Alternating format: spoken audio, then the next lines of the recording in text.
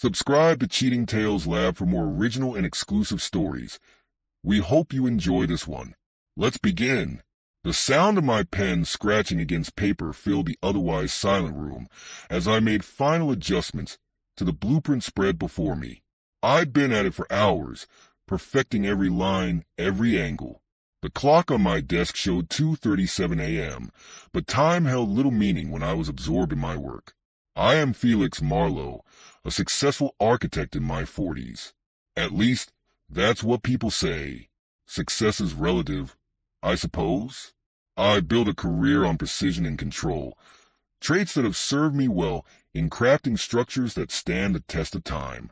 If only relationships were as easy to blueprint and construct. A soft creak from the hallway caught my attention. Mila, my 11-year-old daughter, appeared in the doorway, rubbing sleep from her eyes. "Daddy, why are you still up?" I set down my pen and gestured for her to come closer. "Just finishing up some work, sweetheart. What are you doing out of bed?" She climbed onto my lap, her warmth a stark contrast to the cold emptiness I'd been feeling. "I had a bad dream. Can I stay with you for a bit?" I nodded.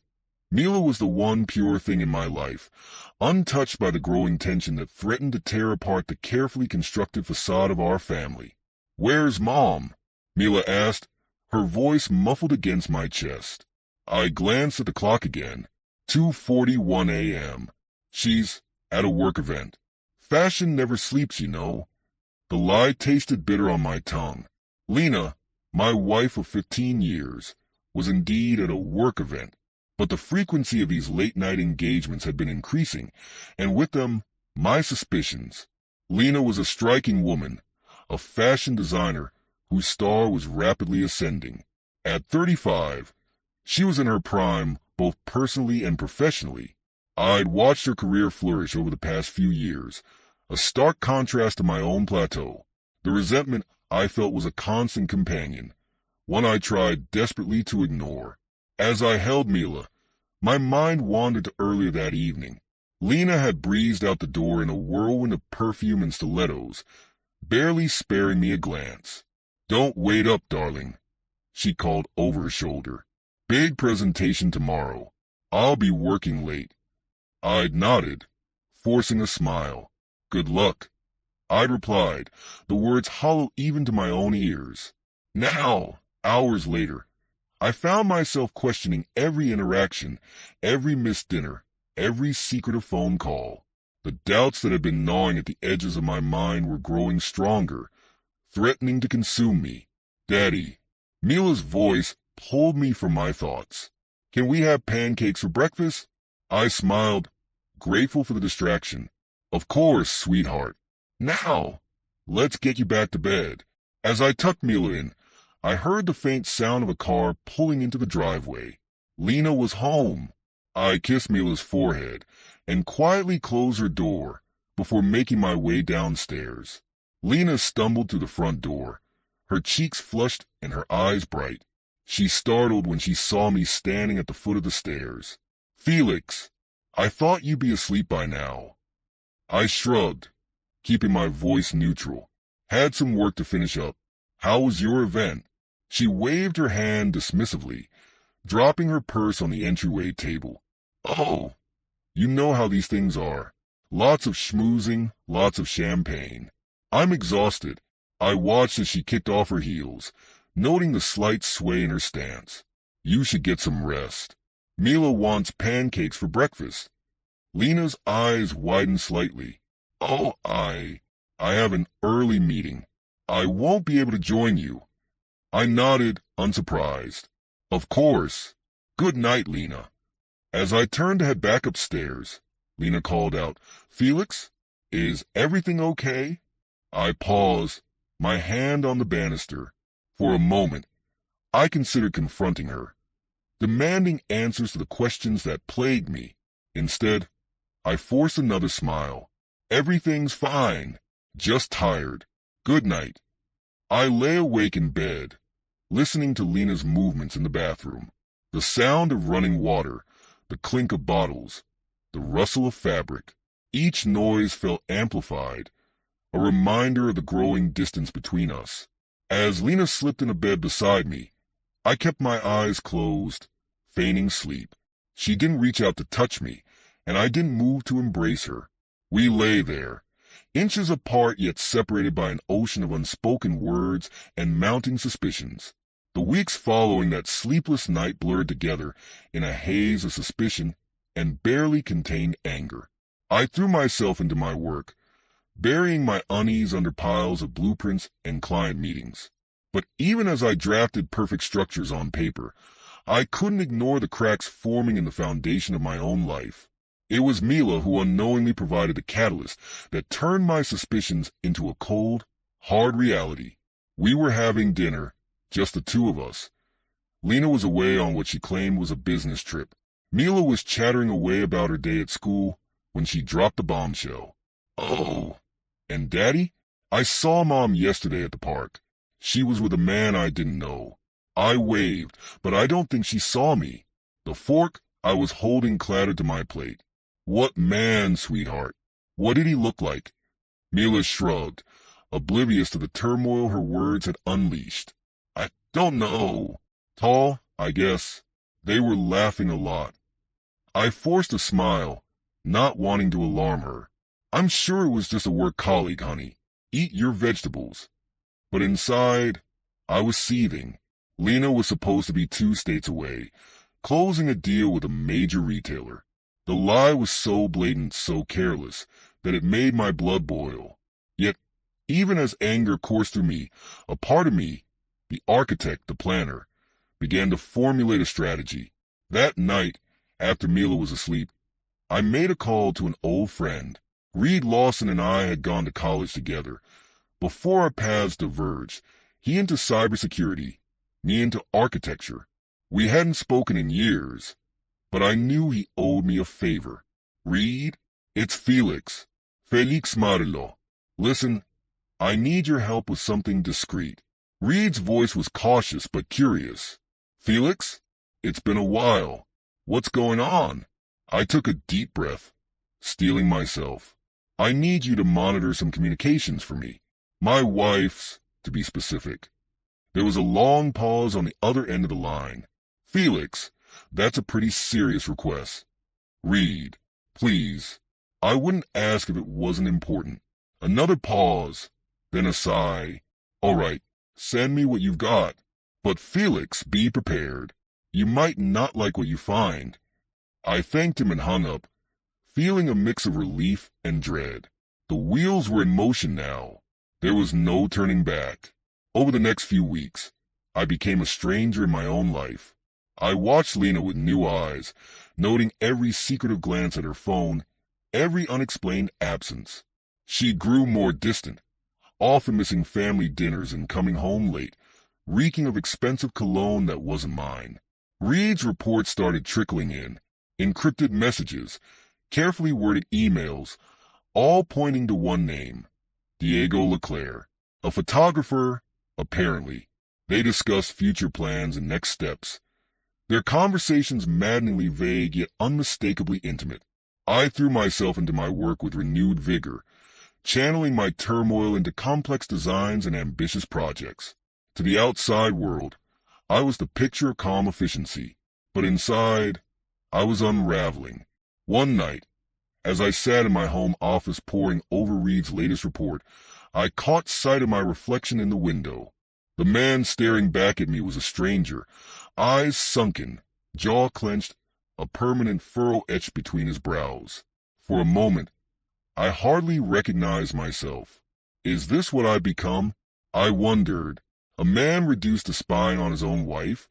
But then I remembered Mila's innocent words, Lena's careless lies. No! This wasn't about me anymore. This was about protecting what was mine, my daughter, my assets, my life. With newfound determination, I began to plan my next move. Lena had made her choice. Now it was time for me to make mine. The revelation hit me like a physical blow.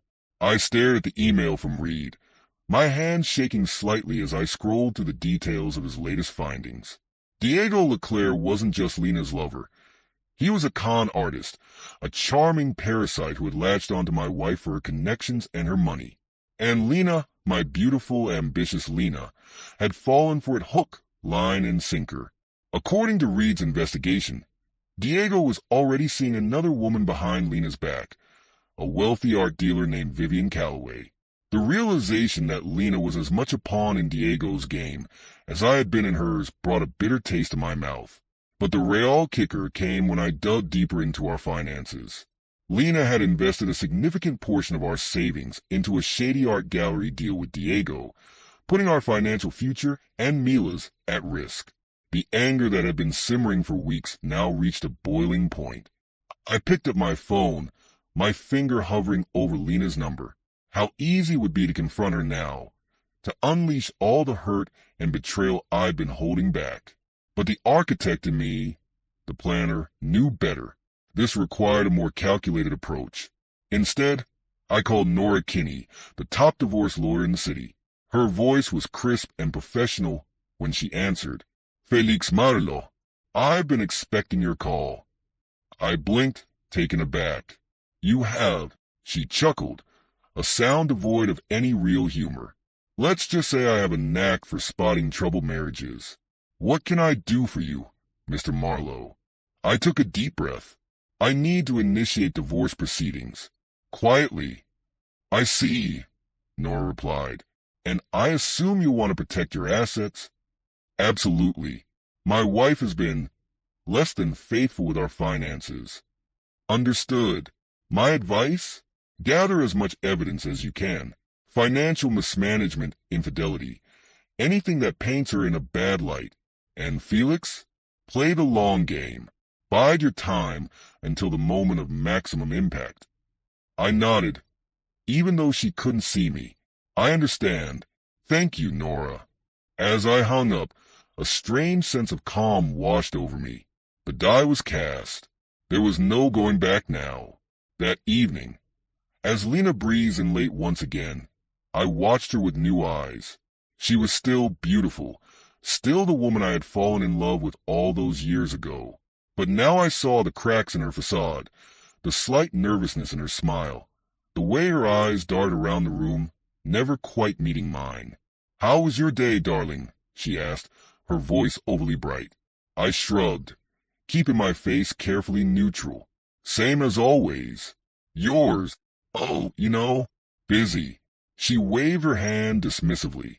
I'm going to take a shower before dinner. The next morning, I woke before dawn and headed to the gym. It was time for a change. Time to shed the complacent, trusting man I had been. As I pushed my body to its limits, I felt a new strength building, not just physically but mentally. It was there, between sets of punishing squats, that I met Amara Voss. She was a force of nature, all lean muscle and steely determination. As she corrected my form, her dark eyes seemed to see right through me.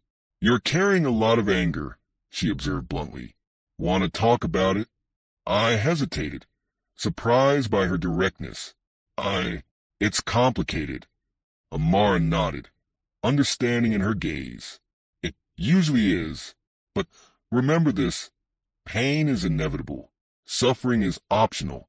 You choose how to respond to what life throws at you. Her words struck a chord, resonating with something deep inside me. As I left the gym that day, I felt a shift, subtle but significant. I was no longer just Felix Marlowe, the betrayed husband. I was becoming someone new, someone stronger. That night, as I lay in bed next to Lena, our bodies close but our hearts miles apart, I made a silent vow. I would not be broken by this betrayal. I would use it, harness it, to rebuild myself into someone better, stronger, more resilient. Let Lena have her affair, her risky investments, her web of lies.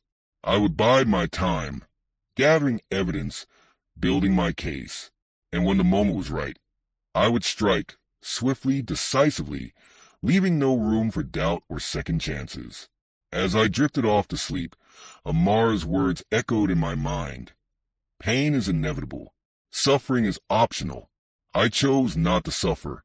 Instead, I would rise from the ashes of this betrayal, phoenix-like, ready to face whatever challenges lay ahead. The morning sun filtered through the blinds, casting long shadows across our bedroom. I lay there, perfectly still, listening to Lena's soft breathing beside me. Once, that sound had been a comfort. Now, it set my teeth on edge. I felt the mattress shift as Lena stirred. "Felix!" Her voice was groggy, laced with an uncertainty that was becoming all too familiar. "Are you awake?" I considered feigning sleep, but decided against it. "Yes," I replied, my voice carefully neutral. She rolled towards me, her hand reaching out to touch my arm. I fought the urge to flinch away. "I've been thinking," she said, her fingers tracing patterns on my skin. "We should take a trip.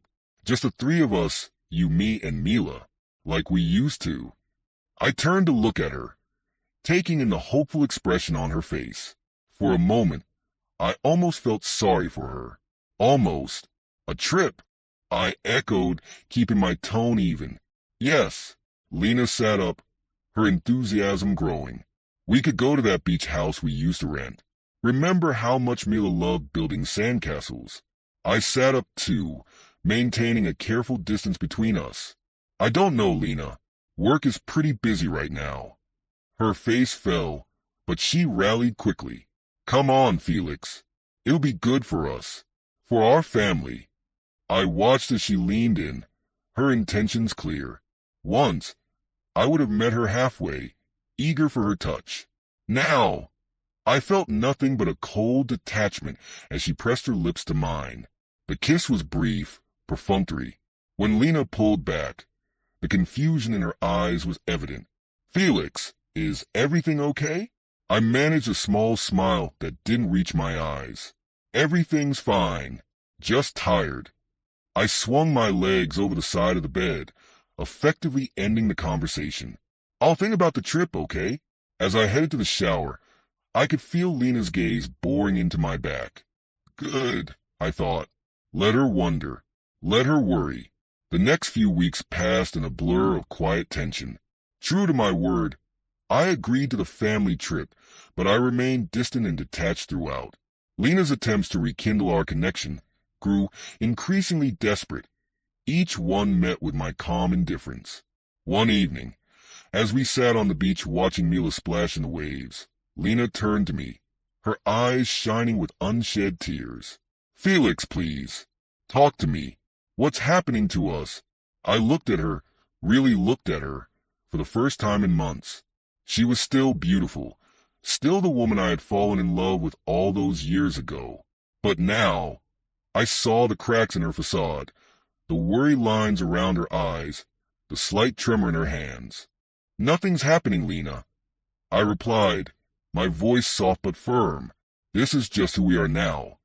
As we packed to return home, I overheard Lena on the phone, her voice low and urgent.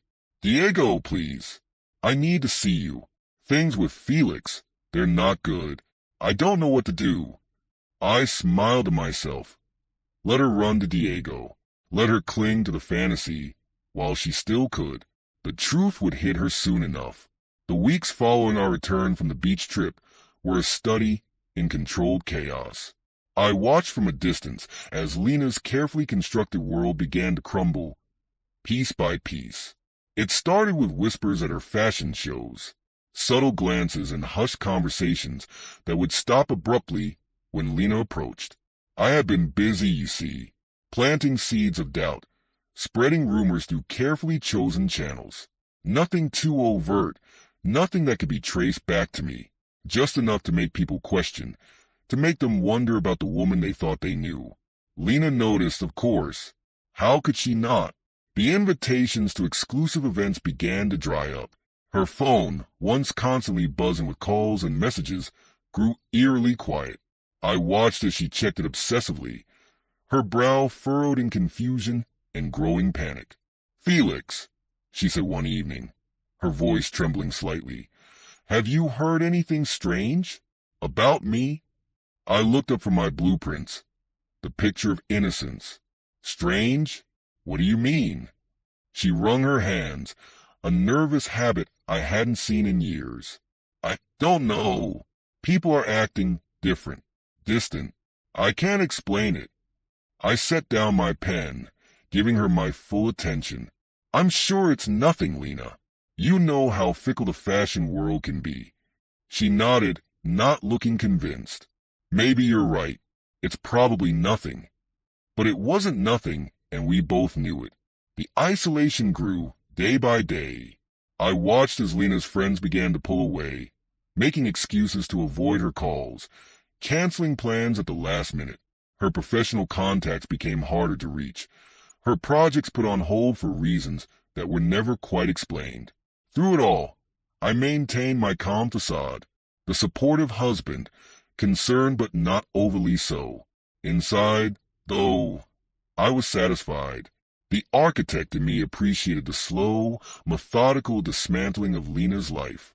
It was like watching a building collapse in slow motion, each support beam giving way one by one. The final blow came on a Tuesday afternoon. I was in my home office when I heard the front door slam, followed by the sound of Lena's heels clicking rapidly across the hardwood floor. She burst into the room, her face pale, her eyes wild. "Felix," she gasped, "I need to talk to you. It's important."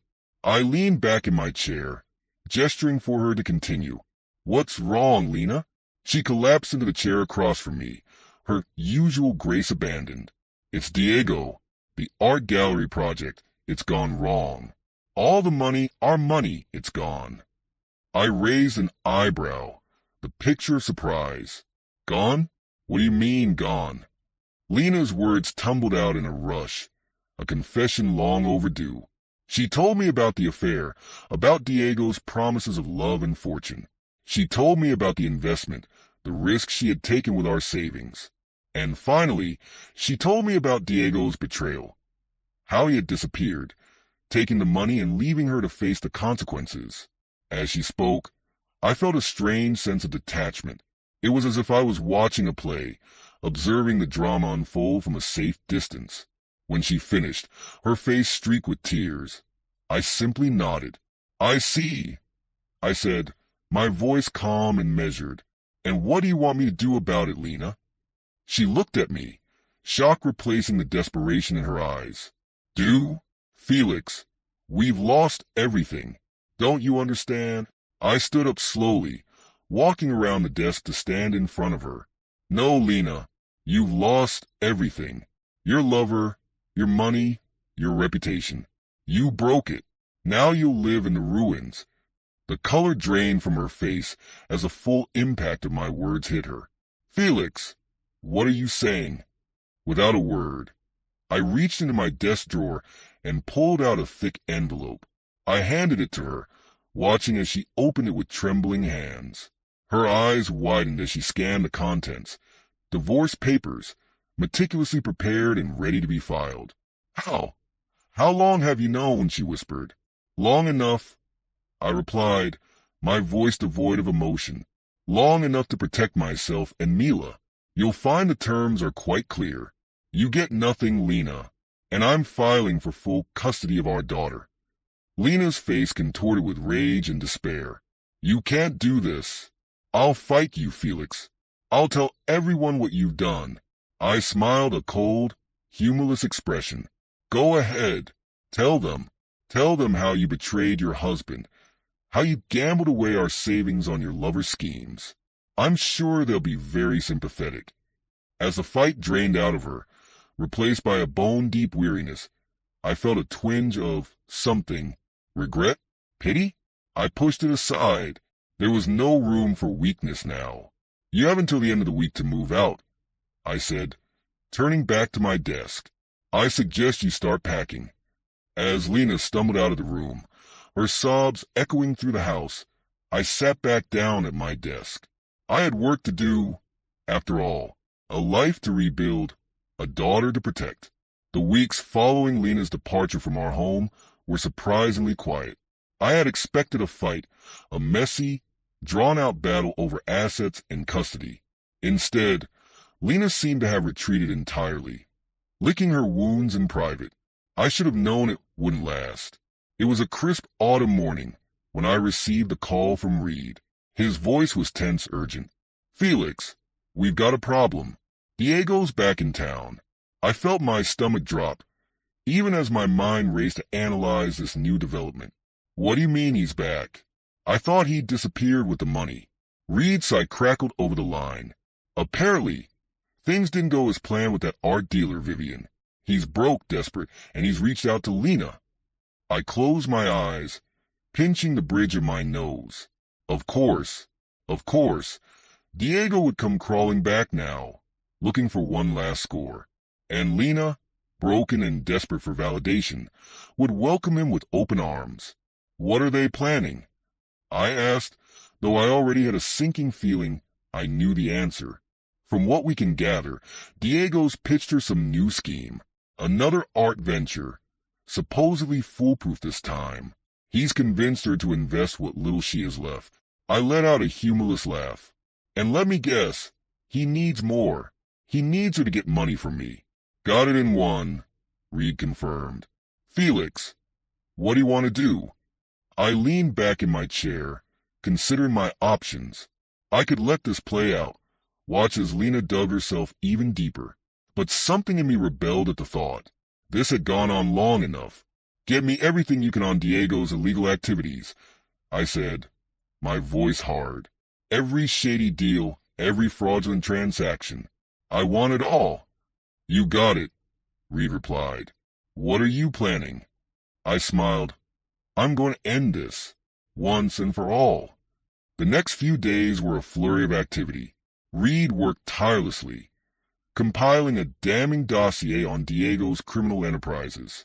I, in turn, carefully arranged for this information to find its way into the hands of the proper authorities. It was almost anticlimactic when it happened, a brief news item tucked away in the local paper. Local artist arrested on fraud charges. Diego's smug face stared out from the grainy photograph, his charm unable to save him now. The persistent ringing of my phone pulled me from a fitful sleep. I glanced at the clock, 3:17 a.m. Only one person would dare call at this ungodly hour. With a sigh, I reached for the phone, already knowing what I'd hear on the other end. Felix, Lena's voice was small, broken, a far cry from the confident, vibrant woman I'd once known. Felix, please. I need your help. I sat up in bed. What is it this time, Lena? She broke down then, her sobs echoing through the line. Between gasps, she painted a picture of her dire situation. Facing criminal charges, completely isolated, her world crumbling around her. I'll repay you, Felix. I swear I will, she pleaded. I'm still Mila's mother. Please, for her sake. I closed my eyes, letting her words wash over me. Once, not too long ago, those tears would have moved me. I would have rushed to her side, eager to play the hero. But now I felt nothing but a cold, hard resolve. Lena, I interrupted her tearful monologue. Stop. Just stop. She fell silent, likely shocked by the steel in my voice. I'm not going to help you, I continued, each word carefully measured. Not this time. Not ever again. But Felix. No, Lena. You made your choices. You chose Diego over me, over our family. You chose to gamble with our savings, to lie, to cheat. And now you're facing the consequences of those choices. I could almost see her flinch at my words, harsh but true. What about Mila, she whispered, playing her last card. She needs her mother. For a moment, I felt a flicker of doubt, but then I remembered the pain in Mila's eyes when Lena had walked out, the confusion as she tried to understand why Mommy wasn't coming home. Mila will always know you're her mother, Lena, but right now, what she needs is stability, safety, and that's what I'm going to give her. Felix, please. Her voice was barely audible now. I have nothing left. I took a deep breath, steeling myself for what I had to say next. I know, Lena, and I'm sorry for that. I truly am. But this is where our paths diverge. I can't save you anymore. I won't. There was a long silence on the other end of the line. When Lena spoke again, her voice was hollow, defeated. I understand. Goodbye, Felix. The line went dead, and I sat there in the dark, the phone still pressed to my ear. It was over.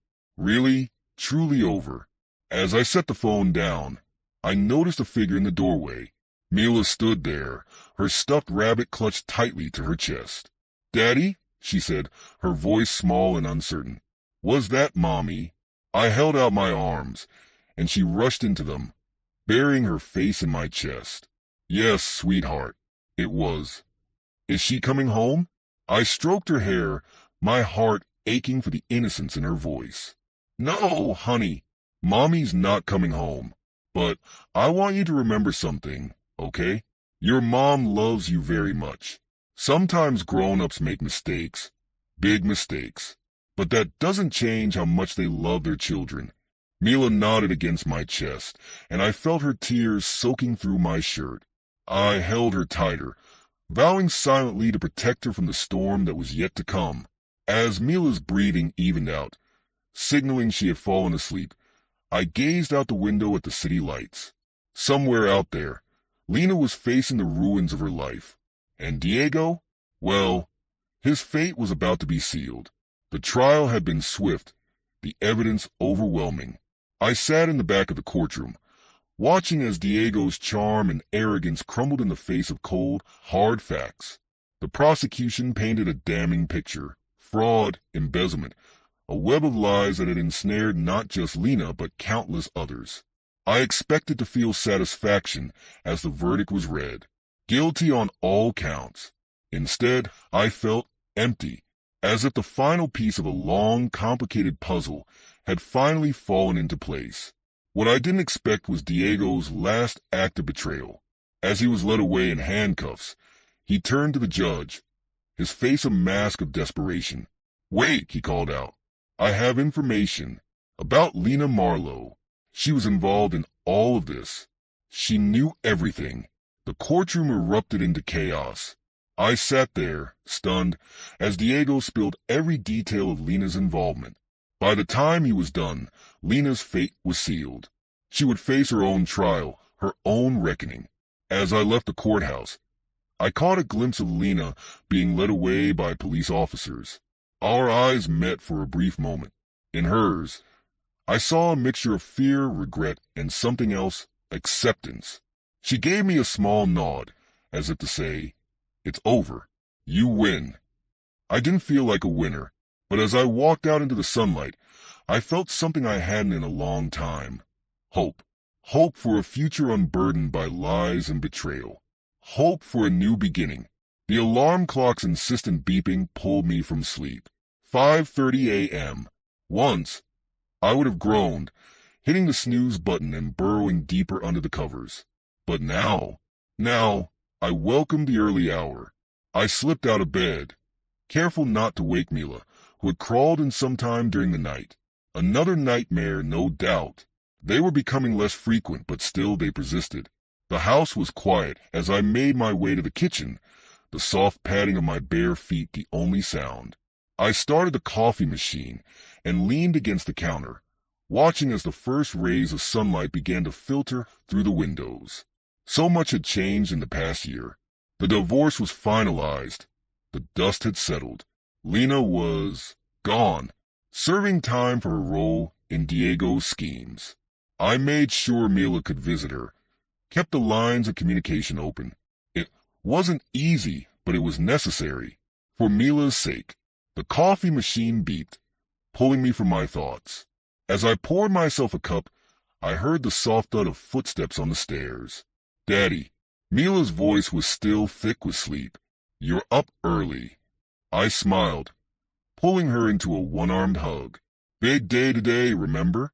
New project presentation." Her eyes lit up. "Oh yeah. Can I come see your building when it's done?" "Of course, sweetheart. You will be my VIP guest at the grand opening." As I helped Mila get ready for school, I marveled at her resilience. She had weathered the storm of our family's implosion with a strength that continually amazed me. Sure, there were tough days, moments when the absence of her mother hit her hard, but overall, She was thriving. I dropped Mila off at school and headed to the office, my mind already racing with last-minute details for the presentation.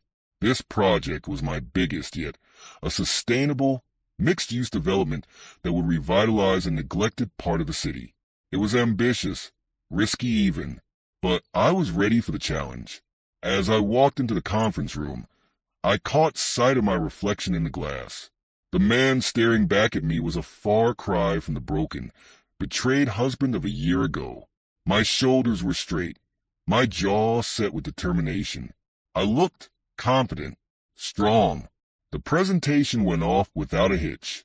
As I fielded questions from the investors, I felt a surge of pride.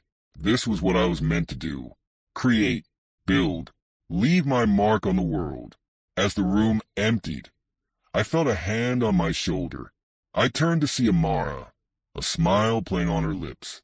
"Knocked it out of the park, Felix," she said, her eyes twinkling. "I knew you had it in you." I grinned, feeling a warmth spread through my chest.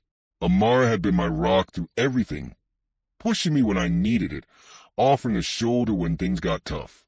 Our relationship had deepened over the past year, evolving into something I couldn't quite define. It wasn't romantic, not exactly, but it was important, vital.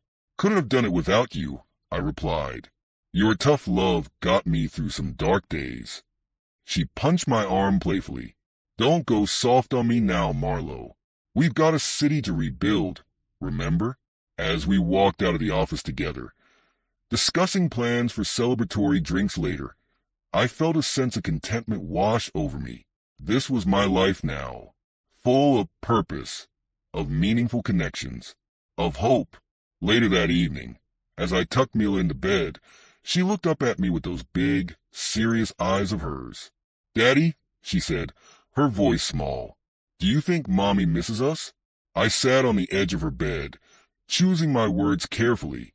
"I'm sure she does, sweetheart. Very much." "Do you miss her?" I paused, considering. Did I miss Lena? The woman she used to be? Perhaps. The family we once were. But the pain, the betrayal? No, I didn't miss that at all. I missed the good times we had. I said finally, "But you know what? We're making new good times now. You and me. And that's pretty special, don't you think?" Mila nodded, a small smile playing on her lips. "Yeah, it is." As I kissed her goodnight and turned out the light, I thought about Lena. Last I'd heard, she was keeping her head down in prison, attending therapy sessions, trying to piece together some semblance of a future.